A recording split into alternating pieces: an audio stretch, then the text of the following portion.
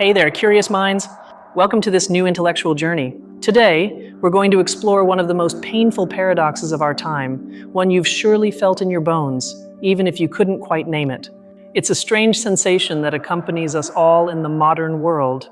Take a look at your phone. Hundreds, perhaps thousands of contacts, constant notifications, likes, messages, comments. Theoretically, we've never been more connected in all of human history. Every person is just a click away.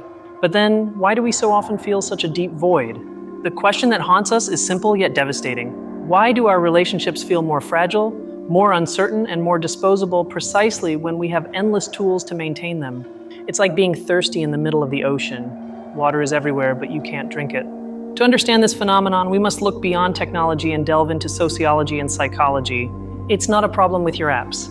It's a problem within the very structure of our contemporary society, a structure that sociologist Zygmunt Bauman described with a brilliant metaphor. Bauman called it liquid modernity.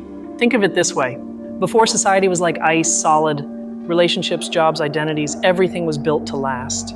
They had weight, permanence. They were expected to be forever, or at least for a very long time. But today, our society is more like water. It's fluid, changeable, unstable. Nothing is made to last. Everything flows and constantly transforms. Jobs are temporary, identities are flexible, and most importantly, relationships have become liquid too. In a liquid world, long-term commitment is perceived as a risk. It's like anchoring a ship in the middle of a hurricane.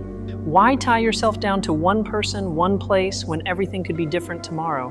This mindset permeates every aspect of our social interactions. Relationships become something akin to consumer goods.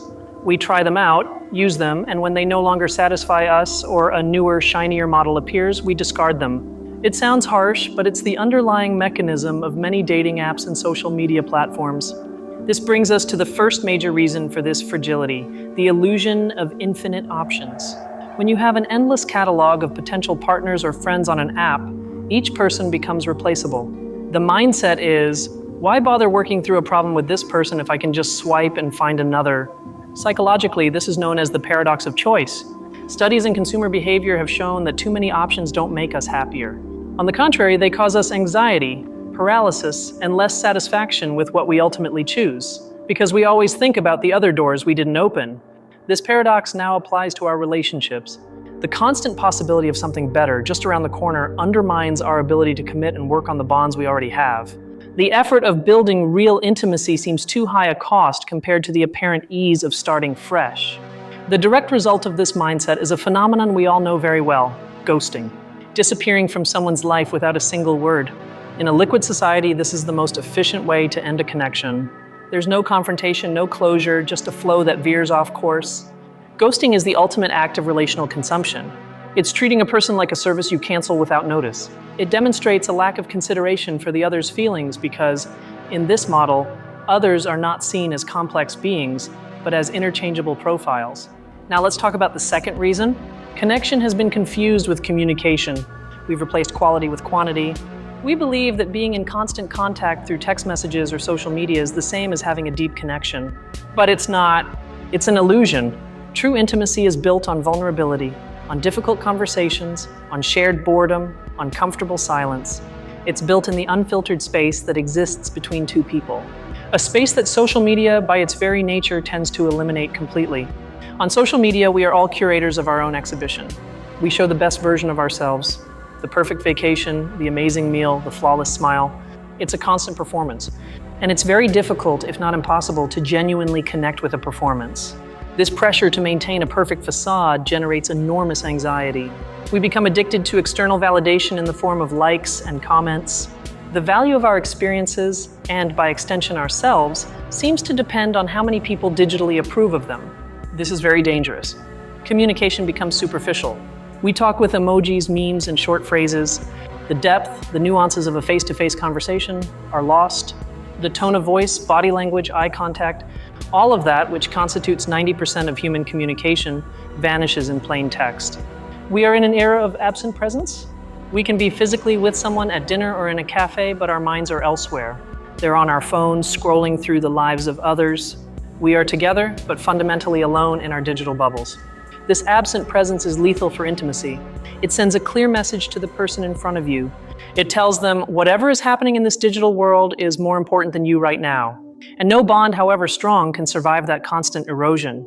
The third key to this fragility is the loss of unstructured social spaces. Think about it. Before, much of social life happened in physical places. Parks, town squares, clubs, our own neighborhoods. Spaces where interactions were spontaneous and not mediated by an algorithm. In those spaces, we learned crucial social skills. To read nonverbal cues, to negotiate conflicts, to deal with rejection, and most importantly, to tolerate people who weren't exactly like us. We developed a kind of social resilience. Today, much of our socialization is curated by algorithms. Platforms recommend friends who think exactly like us. They group us into echo chambers and filter bubbles. This makes us feel comfortable in the short term, but makes us intolerant of difference in the long run. When we only interact with our ideological clones, we lose the ability to empathize with different perspectives. Disagreement is perceived as a personal attack, and relationships become fragile because we don't have the tools to navigate the inevitable differences that arise in any real human bond. So we have three factors combining into a perfect storm. A liquid society that promotes the ephemeral, the paradox of infinite choice that paralyzes us, and the replacement of real connection with superficial, algorithmic communication. The result is inevitable. The result is an epidemic of loneliness. Loneliness is not the absence of people. It's the absence of meaningful connection. You can be at a party surrounded by 100 people and feel like the loneliest person in the universe, because loneliness is a subjective experience. It's the gap between the relationships you desire and the ones you have. Neuroscience research has shown that chronic loneliness has devastating effects on our physical and mental health. It increases the risk of depression, anxiety, heart disease, and even dementia. It's as dangerous to our health as smoking 15 cigarettes a day. Our brain is designed for social connection. For millennia, our survival depended on the tribe. Being alone meant death. That's why the brain interprets social isolation as a mortal threat and activates the same stress responses as if we were being chased by a predator. Social media exploits this primal need for belonging. Every like is a small dose of dopamine, the neurotransmitter of pleasure and reward. It gives us a false sense of connection and social approval, keeping us hooked and coming back for more. It's a variable reward cycle, like a slot machine. But this reward is empty. It's like eating junk food. You feel full for a moment, but it doesn't nourish you. Digital validation cannot replace the feeling of being seen, heard, and accepted for who you truly are, with all your imperfections and vulnerabilities. This pursuit of validation leads us to build digital avatars, people we aren't truly. We project an image of success, happiness, and adventure that often doesn't align with our inner reality. We live with the constant fear of being discovered, of someone seeing behind the mask. And here lies another cruel paradox. By trying to be more attractive to others, we become incapable of forming genuine bonds. Because if someone falls in love with your mask, you'll never feel truly loved. You'll always feel they love the construct, not you. The fear of vulnerability is the great killer of intimacy in our era. To be vulnerable means to show your weaknesses, your fears, your failures. It's risky, but it's the only way for someone to truly know you. Without vulnerability, there is no trust. And without trust, there is no real relationship. In today's liquid and fast-paced world, patience has become a scarce resource. We want everything instantly. Fast food, fast information, and also fast intimacy. But intimacy is a slow process.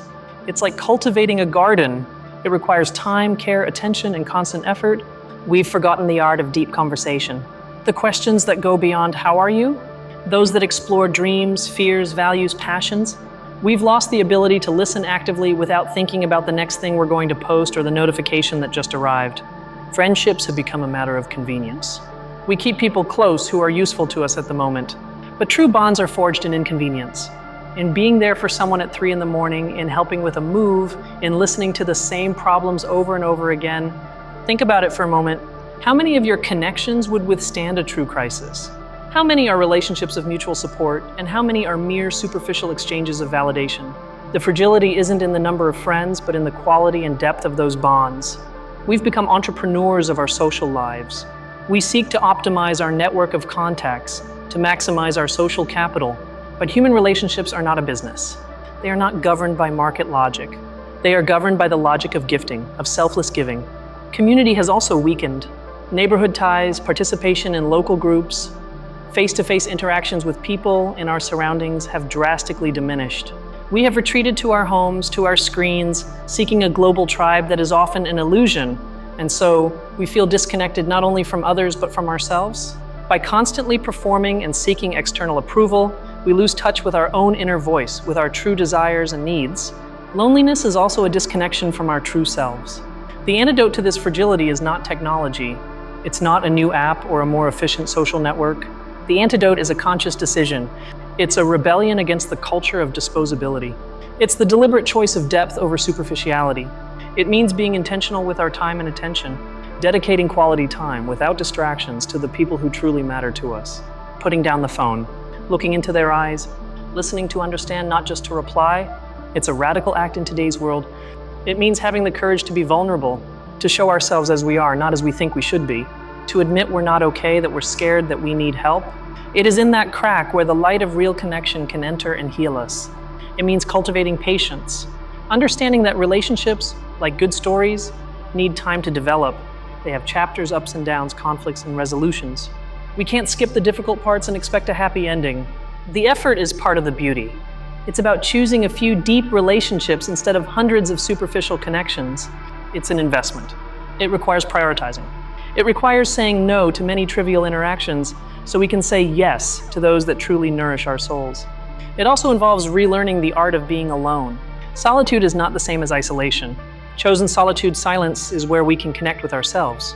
If we are not comfortable with our own company, we will always seek others to fill a void that only we can fill.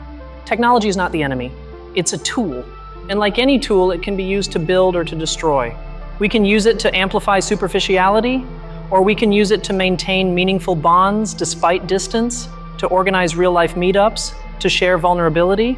The big twist in this story, the final revelation, is that the power to change this is not in the hands of Silicon Valley programmers or sociologists. The power is in our hands, in our daily decisions, in every interaction we choose to have. We are in control. We are not condemned to fragility. Liquid modernity is a condition, not a sentence. We can learn to swim in these turbulent waters. We can build anchors of meaning and trust in an ocean of uncertainty. We can choose real connection, so the next time you feel that void, despite having your phone buzzing with notifications, remember this: you are not broken. You are not alone in this feeling. It's a natural consequence of our time, but you have the capacity to choose differently. You have the power to forge what's real. Perhaps the first step is simply to acknowledge this truth, to talk about it, to share this feeling with someone you trust. You'll discover that many feel exactly the same way. And that honest conversation, that moment of shared vulnerability, is already an act of resistance. Relationships have become more fragile, yes, but that also makes them more precious. In a world of copies, authenticity becomes priceless. In a world of noise, shared silence is a treasure. And in a world of the ephemeral, a bond that endures is the greatest luxury. The solution is not to reject the modern world, but to navigate it with wisdom and intention. It's about finding the balance between digital and human connection, between the breadth of our network and the depth of our bonds. It's a delicate dance, but we can learn the steps. Remember that every message you send, every conversation you have, every minute of attention you give is a choice. You are building your social world brick by brick. Make sure you're building a fortress of trust and not a digital house of cards. Humans are social animals. We need connection to survive and thrive. This need has not disappeared. It has only been hijacked and redirected toward ends that don't nourish us. Our task is to reclaim it, to return to the source of true human interaction. Don't underestimate the power of small gestures. A call instead of a message, a handwritten letter, an unexpected visit, a sincere compliment. These are the atoms that make up the molecule of a strong, lasting relationship. They are what resist the erosion of time. So I'll leave you with this thought. Look at your relationships. Not for the number, but for the substance. Which ones nourish you? Which ones drain you? Where are you investing your most valuable resource, your attention?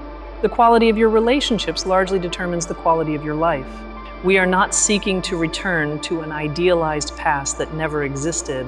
We are seeking a more human future, a future where technology serves our needs for connection rather than dictating them, a future where we can be digitally connected without feeling alone. The fragility of our bonds is a symptom, not the disease. The disease is the disconnection from our fundamental human values. The cure begins with each of us in the conscious decision to value and cultivate authenticity, empathy, and commitment in our lives. We've journeyed through sociology, psychology, and philosophy to understand why we feel this way. We've seen how liquid modernity, the paradox of choice, and superficial communication have woven this web of fragility around us. But we've also seen the way out. The way out is not a trick or a magic formula. It's a return to basics. It's the brave choice to be human, vulnerable, and real in a world that pushes us to be polished, efficient, and disposable profiles. It's choosing depth in the age of superficiality. It's not easy, it requires effort and courage. But the reward, true human connection, is the greatest treasure we can find in this life. It's what gives meaning, color, and warmth to our existence. And it's worth fighting for every day. I hope this reflection has brought you some clarity, or at least the feeling that you're not alone in this struggle. Sometimes understanding the problem is the first and most important step to start solving it and feeling better. Thank you for joining me in this deep dive and for dedicating your time to explore these ideas with me. Your support is what makes it possible to continue creating this space for reflection and critical thinking. If this video has made you think, subscribe and hit the notification bell so you don't miss our next journey. And now I'd love to hear from you. Comment below, have you ever felt this way? What's your theory on the fragility of our relationships?